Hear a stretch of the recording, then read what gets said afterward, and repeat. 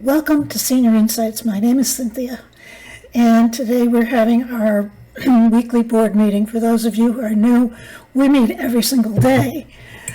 But on Friday, I like to report back to the board in terms of what we've accomplished, what we've done, and what we need to do a little bit better.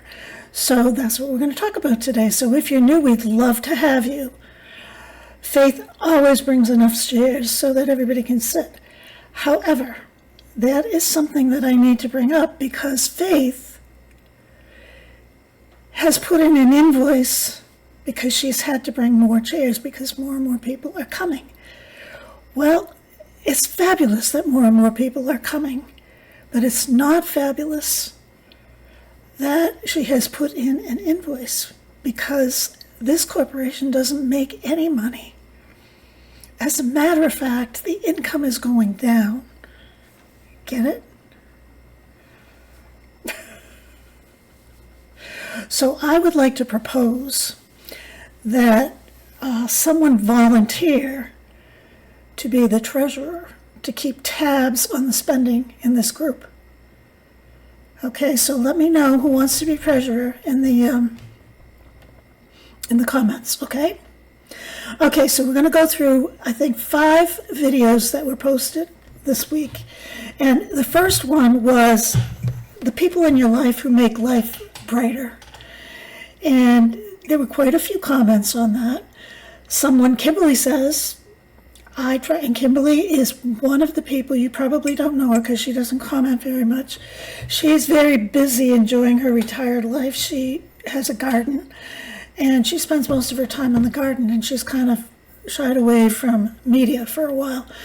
However, she did comment, and she said that she likes to ask everyone what their name is and repeat it back to them, especially her servers and things like that, people in the grocery store, the checkout people, and that sort of thing. And she says she's been doing that for a long, long time, and she gets a lot out of doing that. She tries to smile and ask for a name. Christina listens to Lady in Red every single day. So where did she get that idea? From Senior Insights, I think. Maybe not, but she listens to it every day, and she shared that she had a beautiful red dress that she bought in the 1980s. She paid $200 from a boutique called the Shady Lady. So $200 in 1980 was a lot of money to spend on a dress. But she danced in that dress, and she loved it. And she said it was definitely a dancing dress. So Lady in Red gives her a lot of joy. How about Sandy C. said, and I thought this one was a great one. She said, how about the people that have been spreading joy for hundreds and thousands of years? I never even considered that. But what she said was Beethoven's Ninth Symphony Chorale is something that we all need to watch. He was a deaf composer. And then there's Mozart and Bach and all of those things that we are still enjoying. Someone else suggested, I think it was actually in a couple videos ahead, Gregorian chant, some of those things. So there's a lot of if you look close enough, you can find things that maybe distract you from your lot in life if it's not too good, and bring a little bit of joy and relaxation into your life. She also suggested, Sandy C. also suggested to listen to Souvenir de Puerto Rico by Luis Moreau Gottschalk. So I'll try to write that in the either in the description or over this film. Debbie Sue, we know Debbie Sue. We've read her poetry. She does poetry on her channel, and I know a lot of you are on that channel. She never, ever ceases to amaze me. She has to be brilliant. She says, kindness is the soul's way of whispering that you matter. Now, how beautiful is that? Kindness. We have to spread kindness. We do. Lisa says one kind word can change a person's life for that day, or even if it's for that hour. How cool is that? You have the power to do that. We are powerful people. We're walking, talking miracles. Sharon shared a quote from Helen Keller that alone we can do so little, together we can do so much. How true is that? So those were all the quotes that I pulled, all the comments that I pulled from that particular video that I thought, well, all the comments were great. I was just going to say that are worthy of talking about at the board meeting. All of them are worthy of being talked about at the board meeting. It's just impossible because you'll be so sick of me talking, which you probably already are. Okay, so then the next one was just winging it. And that was where, no, I don't know what it was, that I was just winging it. But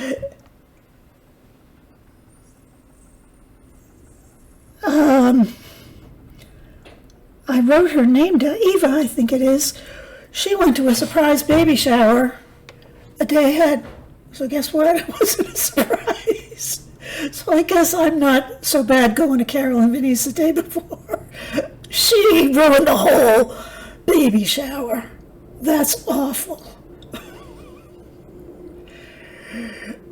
This is just a little bit of gossip because we haven't had the scoop due to my lack of being able to get organized because I've been so busy.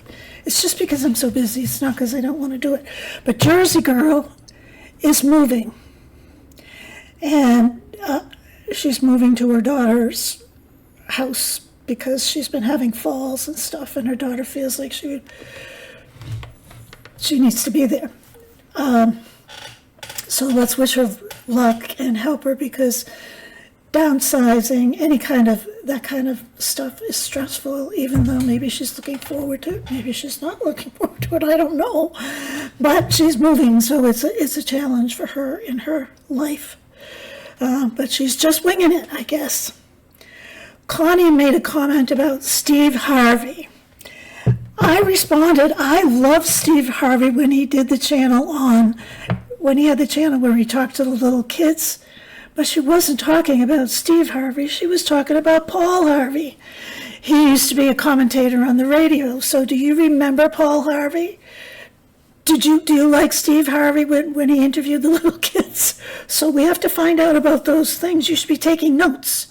Who's the secretary here? Okay. And then Piano Gal. Oh, this one was very important. You have to write this one down. She says, if you're ever chased by a crocodile, you should run in a zigzag fashion. I guess that's winging it, because they can't maneuver back and forth. I think that's important to know, especially all of you people who live down in Florida and down south where crocodiles are rampant, or alligators, or whatever they are. So, but isn't that funny? See, you learn something new every day on this channel, and that, I think, is pretty impressive.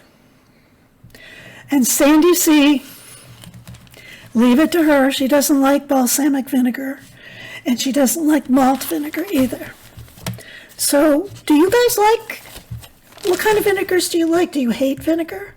I like vinegar.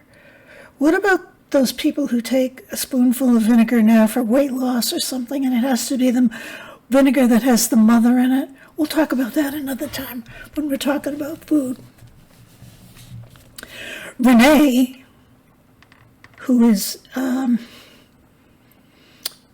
Dear Heart, she's phenomenally excited about this channel. I had to put that in. Ordinarily, I would skip stuff like that because I don't want to brag on the channel. But phenomenally is something that I have to mention.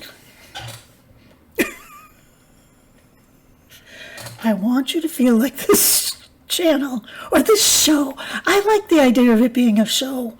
This show is phenomenal, and you should be phenomenally excited about it. Okay, moving right along. We are talking now about gross stuff our parents used to make us eat. Would you believe that this has had the most comments this week? 306 comments. It didn't have that many views, but it struck home with a lot of people. So I'm going to talk about things that I never heard of first. And then I'll, since I'm never organized, I'll throw other stuff in there. Pickled bologna. I never heard of that. That was from Pat. Then Karen said she used to have succotash, lima beans, and cream corn at school. What is succotash? I'm so far behind I don't have time to look these things up, but I've heard the word. It all sounds gross. And then she said that, oh no, she didn't say, yeah, she did. Her parents or her grandparents used to take squash and pumpkin, mash it up, and pour in evaporated milk and eat it in the fall. That sounds to me like a squash or a pumpkin pie that's half-baked. They didn't throw in all the other ingredients. It might be good. I don't know. Has anyone had that?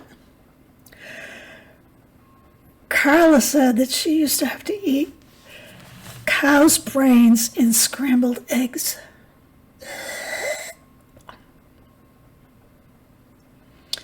Lisa said that her dad used to make her drink the juice from the vegetable cans. You know how you open the can, you put the can lid on, you drain out the juice? He drained it into her. He had her drink it. She didn't mind it, though. And then one question that I had was, what is lutefish? Once again, I didn't have time to look it up. Black Pony talked about hog maw. Stuffed with cabbage, potato, and sausage. The stuffing doesn't sound bad, but I think the hog maw is the stomach of the hog. And then she told a funny story, that she was sitting, relaxing, and she had this smell, and she thought it was dirty feet smell. Do you remember? Oh, that's another thing. My feet, when I was younger, used to sweat and smell. My sneakers always stunk. They don't now. Why is that? Hormones, age. Put that down as one of the perks of aging. The golden years, your feet don't smell as bad, maybe. But anyway, she said she thought it was her feet. So she got up, she took a shower, she washed her feet, she put her shoes away, and she came down, and she discovered that her mother was in the process of pickling tongue. So who would want to eat pickled tongue that smells like dirty feet? Not me. Do any of you? I'm going to stick out my tongue again because that's what the kids do on their pictures. The other thing that I forgot to do to open this meeting is I was going to use my cigar so that you would know who is in charge of this meeting. Don't all the executives do this? The cigar is so flat.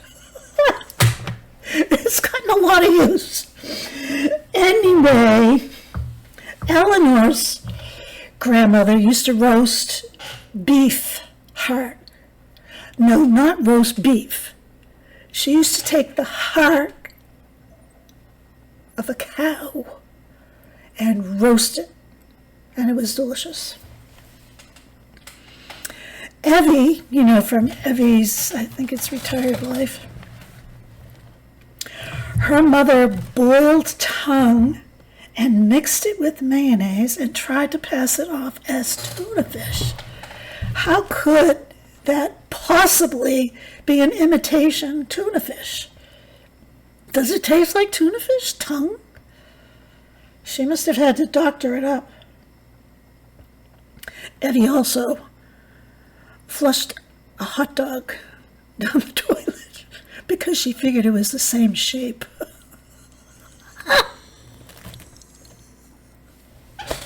Maybe that's where my cigar needs to go. It's tempting not to bite it. See, I'm biting it. I think people that really, they do that. That's a phallic symbol, I think.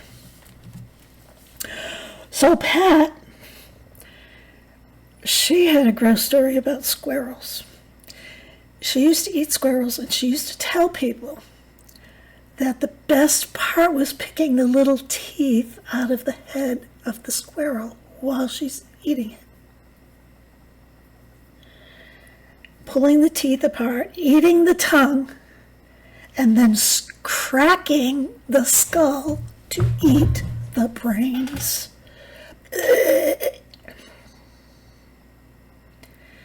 And then Karen mentioned porcupine meatballs. Did she really mean like porcupine meatballs, or was that just a special recipe? And then we talked a little bit about head cheese and blood sausage. I think I understand that head cheese and blood sausage are the same thing. I remember my grandmother eating blood sausage. I remember that it was gray with big blobs of white in it. Is that what it was like? But the moral of the story is we just have to swallow and be done with it. Sometimes we just have to swallow things that we don't like. Not squirrel teeth or anything like that, though. Okay. Then, Kentucky Life, Debbie. She always gets a mention on this channel. I don't know why. I must like her. She told me, by the way, I could say the Serenity Prayer because we were not in competition. So I just might say it right now. God, grant me the serenity to accept the things I cannot change, courage to change the things that I can, and wisdom to know the difference. There. Then the next video was, oh no, I didn't tell you what Debbie's mother used to do to her. She would put turpentine on a kitchen knife and make her swallow it and follow it with some sugar. That was to get rid of worms. That's another whole subject, because when she said that, I remembered little red pills for pinworms. We're going to talk about worms someday, because I bet with all this eating all of these things and playing in the dirt and not washing our hands, we probably all had worms. I think I did too, but that's a whole other topic. So then I did the video on blubbering away. That got the least views and the least comments. I wonder why. Doesn't blubbering, first of all, the name of that video was awful. Blubbering. Doesn't that sound like crying? It should have been blabbing, not blubbering. Blubbering is like, and I don't think I did that. So it was the least viewed, and it had the least comments. Shame on you. That means you guys are not watching all the videos. You are responsible as board members. No, you don't have to watch them if you don't watch it. You don't have to watch them until they're through, either. But if you don't, I'm watching. Speaking of that, have you noticed that I've started writing please like and subscribe? And I've been doing it sometimes in the beginning, sometimes in the end. I forgot to do it in the beginning of this one. But stop everything right now and make sure that you are subscribed and hit like. I've gotten a few dislikes in the last couple of days, but there was a whole string of like 6 days where there were no dislikes. And when there is one, it's just one usually. But anyway, so blubbering away, Jersey Girl says that she lives by the power of suggestion. So we were talking about common foods and stuff, and I must have said, or someone said, grilled cheese and tomato soup. So she had to go out and get the stuff for grilled cheese and tomato soup. And then I talked about the frozen cheesecake, so she has that on her grocery list.